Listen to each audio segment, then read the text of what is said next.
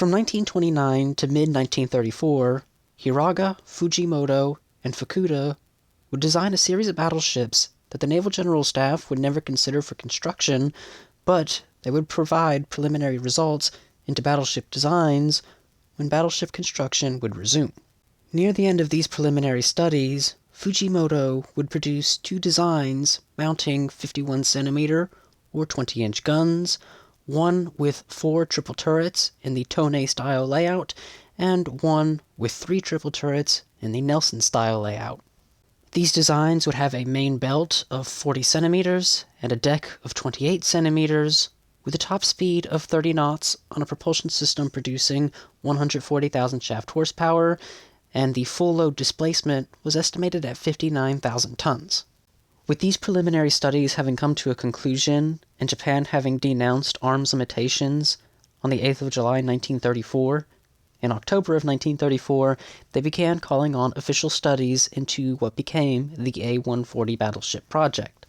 The Naval General Staff would lay out a series of requirements influenced from their 1924 shelling experiments on the battleships Tosa and Aki, along with their grand plan of a decisive battle influenced from the 1904 Battle of Tsushima. The design had to have no less than 8 46cm guns to outrange and outpunch any enemy battleship, 4 15.5cm triple turrets, or 4 20cm dual turrets to deal with cruisers and destroyers, a top speed of 30 knots with a sailing distance of 8,000 nautical miles at 16 knots, and the armor scheme had to be able to resist 18-inch shells fired from 20 to 30,000 meters distance.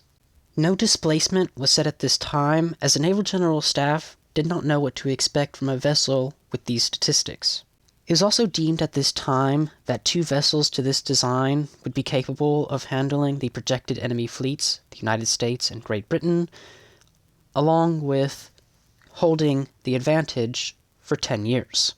Now, when it comes to the secondary armament being between the 15.5cm or 20cm guns, at the time, Japan was already planning on upgunning the Mogami class, and so they intended to use the 15.5cm guns if this upgunning happened.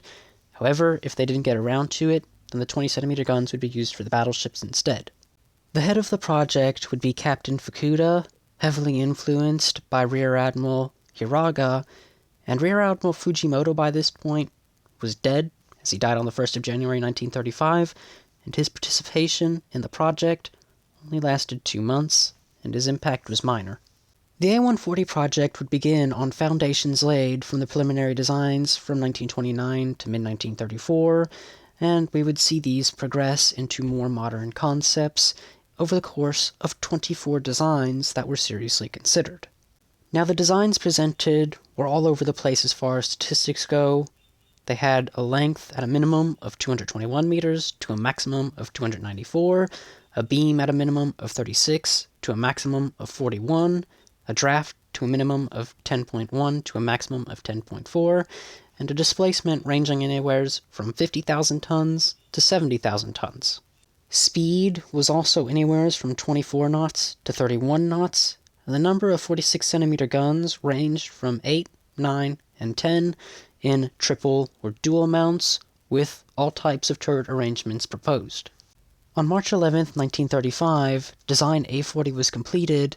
The Naval General Staff considered the design unsatisfactory, and it did not fulfill the requirements, so more designs were drawn up and presented on the 1st of April that same year.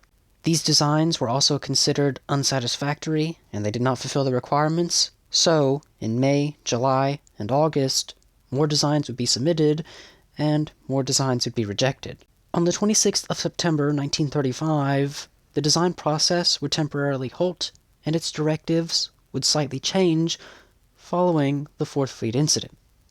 The requirements would remain the same, but the design would have to be refined in order to incorporate good stability and a strong integral structure. Design A-140F4 was submitted on the 5th of October 1935, and it was accepted for further development. Its characteristics had a ship with a standard displacement of 62,500 tons, a length of 248 meters, a beam of 38.9 meters, a draft of 10.4 meters, a primary armament consisting of 9 46-centimeter guns in 3 triple turrets, 2 forward and 1 aft, 4 15.5-centimeter triple turrets, a top speed of 27 knots, a propulsion system that had 75,000 shaft horsepower created by steam turbines and 60,000 base horsepower created by diesel engines, and the protection system fulfilled the requirements as listed earlier.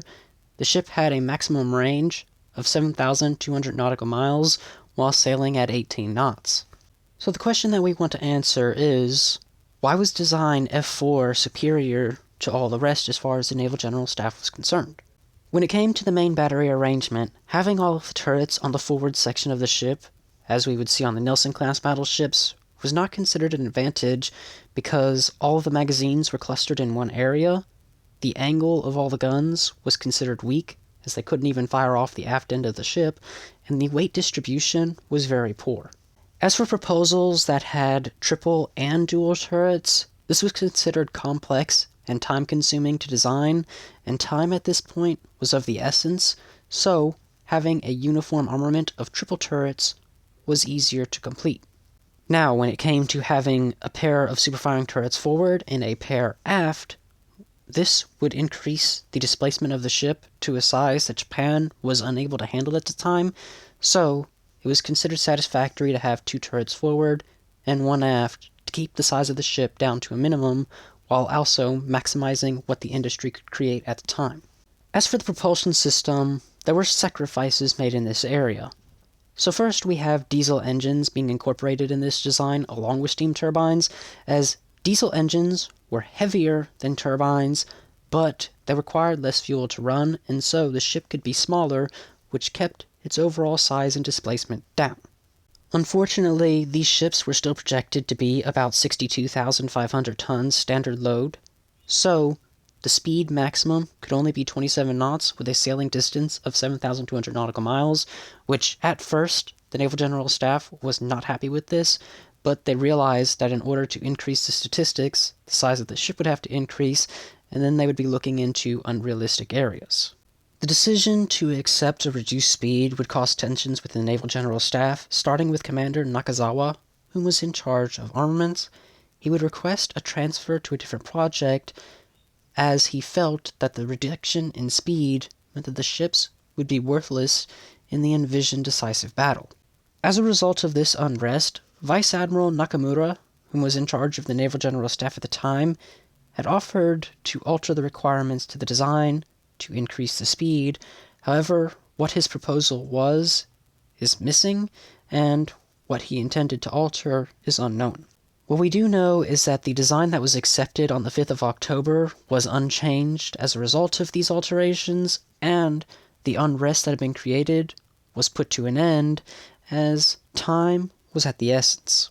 With the fallout in the Naval General Staff having been averted, on the 2nd of November 1935, Design A140F4 was given to every division of the Naval Technical Department, and they were ordered to develop the design even further. On the 20th of July 1936, Design A140F5 was approved and was submitted as the final design. The ship had some minor alterations from the F4 design. The displacement had raised to 65,200 tons standard, and the length of the waterline was increased to 253 meters. On the 25th of November 1936, the Kure Navy Yard was selected as the builder for the first ship, and they were informed to begin expanding their facilities to house the monster, while on the 26th of December, Mitsubishi was selected to handle the second vessel, and they too were ordered to begin expanding their facilities. On the 8th of March 1937, the Third Naval Replenishment Program passed in the lower house, and it passed in the upper house on the 29th of March. The huge budget for the battleships had been approved. The ships would cost a staggering 250 million yen apiece.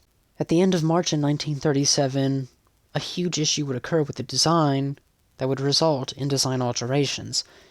It was finally decided the diesel engine was unreliable, and thus the ships would have to have a full propulsion system consisted of steam turbines. The diesels for the battleships had already been ordered, and they were expected to be delivered to the shipbuilders in August of 1940. However, smaller diesels had been installed aboard smaller warships in order to test them, and the diesels that were expected to produce 36,000 base horsepower only produced about 18,000 base horsepower, and after running larger diesels on land for 144 hours continuously without issues, that time frame was considered inadequate for installing these engines aboard battleships of more than 60,000 tons.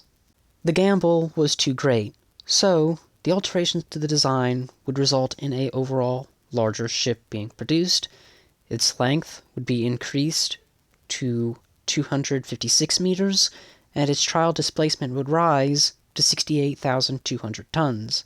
The engine power was increased to 150,000 shaft horsepower in order to meet the 27 knots that had already been accepted at 135,000 shaft horsepower with the diesel steam turbine combination.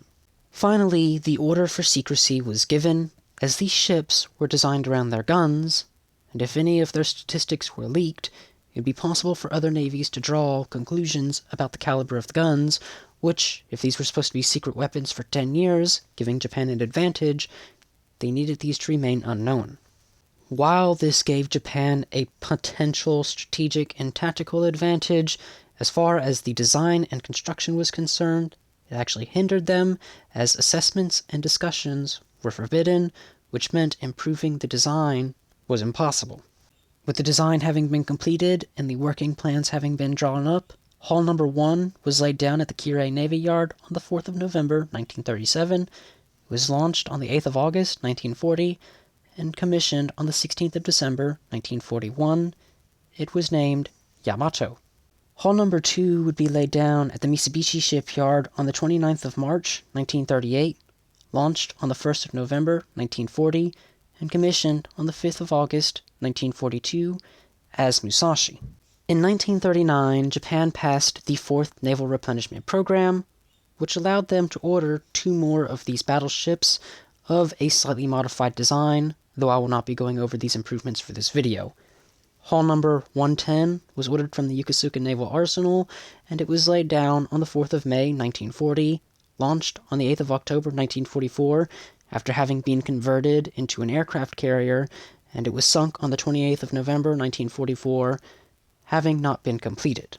Hull No. 111 would be ordered from the Kure Navy Yard, and it was laid down on the 7th of November, 1940, but its construction was quickly halted, and by the time World War II started, it was cancelled, and in March of 1942, it was ordered to be broken up so its materials could be used for other ships.